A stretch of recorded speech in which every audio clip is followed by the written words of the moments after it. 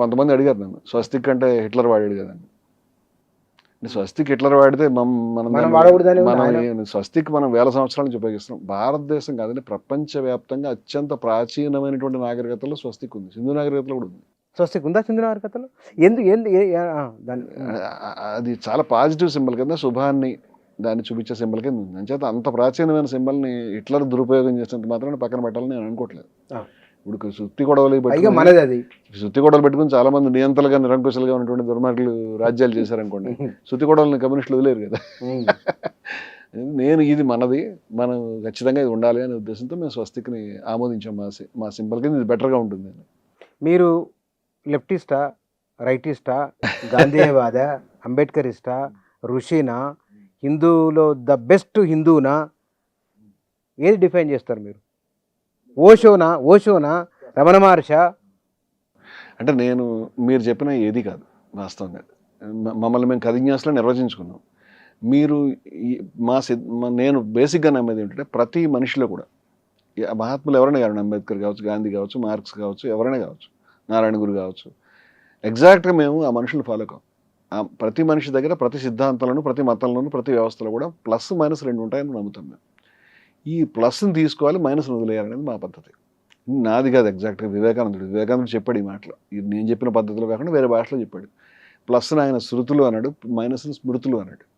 ఇవి ప్రతి చోట్ల అంటే పేరు, అంటే శృతులు అంటే వేదం అనే అర్థంలో కాదు, ఇక్కడ ప్రత్యేకంగా స్పెసిఫిక్గా వాడాడు. అందాం అని అన్నాడు. అని ఎప్పుడు ప్రతి మతంలో, ప్రతి వ్యవస్థలో ఎప్పటికీ పనికొచ్చే విలువలు, ముందుకు తీసుకెళ్లాల్సినవి, మర్చిపోకూడనివి ఉంటాయి, ఆచరించాల్సినవి, అర్థం చేసుకోవాల్సినవి. పనికిరానివి, ఆ కాలానికి పనికొచ్చేవి, లేకపోతే ఇప్పుడు పనికిరానివి, తప్పు జరిగినవి అవి ఉంటాయి, అవి వదిలేశారు.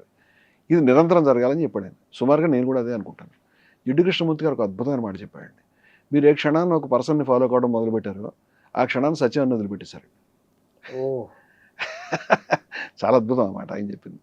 అందుచేత నేను అంబేద్కరైట్ని అని ఎక్కడైనా చెప్తాను, నేను చెప్పనని ఏమంటలేదు, కానీ నేను కుల నిర్మూలనవాదిని అనే అర్థంలో చెప్తాను, అంతకంటే ఏమి కాదు. గాంధీ గారు అయితే గాంధీ అని అనుకోవద్దని స్పెసిఫిక్గా చెప్పాడు తన జీవితకాలంలో. ఎవరు గాంధీ అని అనడానికి వీల్లేదు.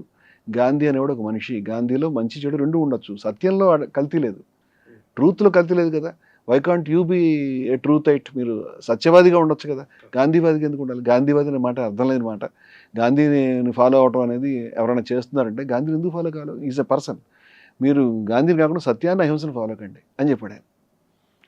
ఇది ఆయన గొప్పతనం. అది అందుచేత నేను గాంధీవాదని అనుకోదని ఆయన చెప్పిన తర్వాత నేను గాంధీవాదని ఎందుకు చెప్తాను? మీరు ఎవరు కారు అంటే అన్ని నాకు ఏది నిషిద్ధం కాదు. నేను విస్తారంగా చదువుకున్నాను అంటే దాని అర్థం ఏదో స్టేజ్కి వచ్చాను కాదు. నిరంతరం విద్యార్థిని, ఇప్పుడు కూడా చదువుతాను. నాకు అనిపించిన ప్రతి ఒక్క గొప్ప సత్యాన్ని, గొప్ప విషయాన్ని, గొప్ప విలువని స్వీకరించడానికి సిద్ధంగా ఉన్నాను. నాకు అర్థమైనటువంటి ప్రతి చెత్తా చెదారం నా ఆచరణలో, ఆలోచనలో వదిలేయడానికి సిద్ధంగా ఉంటాను నిరంతరం. మీరేం చదువుకున్నారు? అంటే అకాడమిక్ అంత ఇంపార్టెంట్.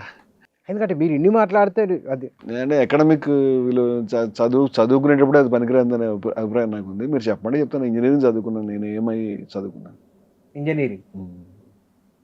మరి ఇటువైపు విజయ విహారం అనే పత్రిక చాలా మంది దాన్ని ఏమంటారు, ఇంజనీరింగ్ చదువుకుని సినిమా పాటలు రాసిన వాళ్ళు, కవులైన వాళ్ళు, అది ఇంకోటి.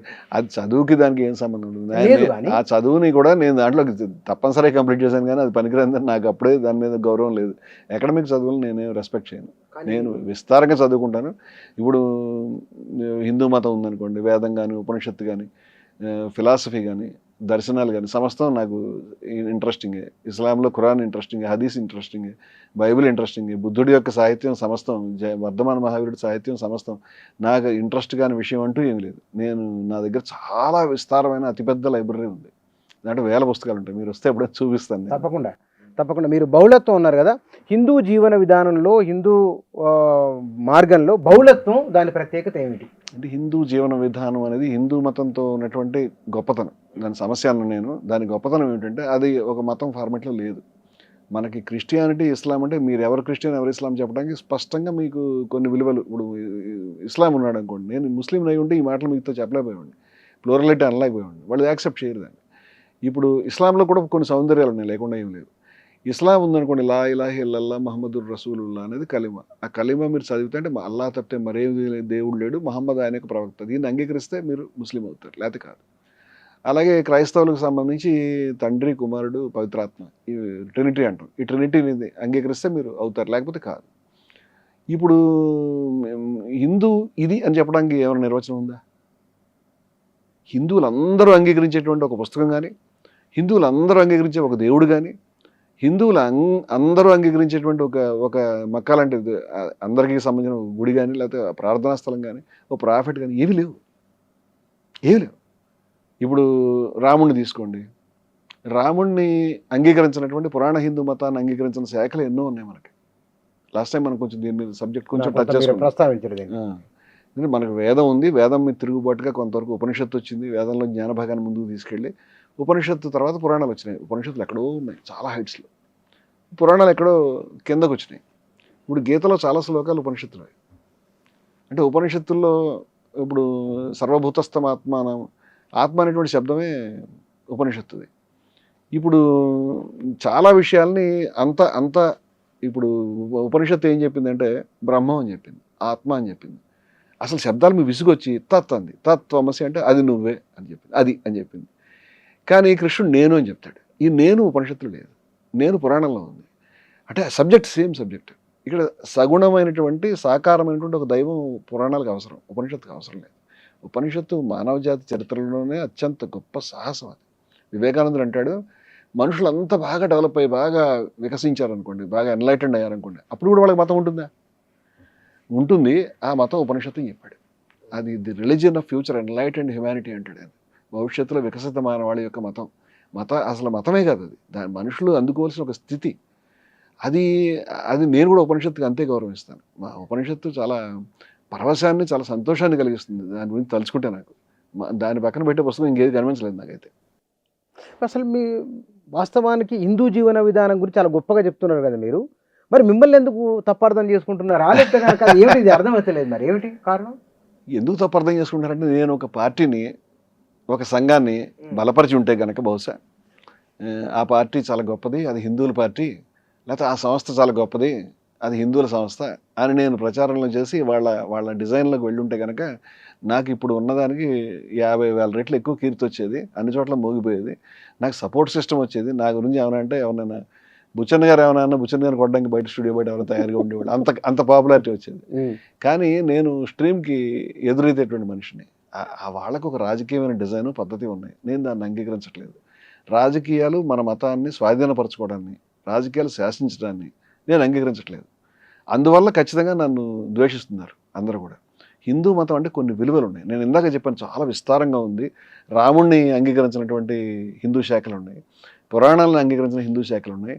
అసలు హేతువాదులను, లేకపోతే నాలాంటి అజ్ఞేయవాదులు ఇంకా అందరూ కూడా హిందువులే అవుతారు. మన మతంలో అన్ని రకాల విషయాలు ఉన్నాయని నేను చెప్తున్నాను కదా. మరి హిందూ మతం ఎలా నిర్వచిస్తామంటే కొన్ని లక్షణాలు బట్టి నిర్వచిస్తాం. ఆ లక్షణాలు ద్వేషరాహిత్యం, సమదర్శిత్వం, కరుణ, నిరాడంబరత్వం, సమానత్వం, ఇవన్నీ మేము రాసుకున్నాం. అయితే నేనేమంటానంటే మొత్తం అన్ని శాఖలు ఈ లక్షణాలు ప్రదర్శిస్తున్నాయి.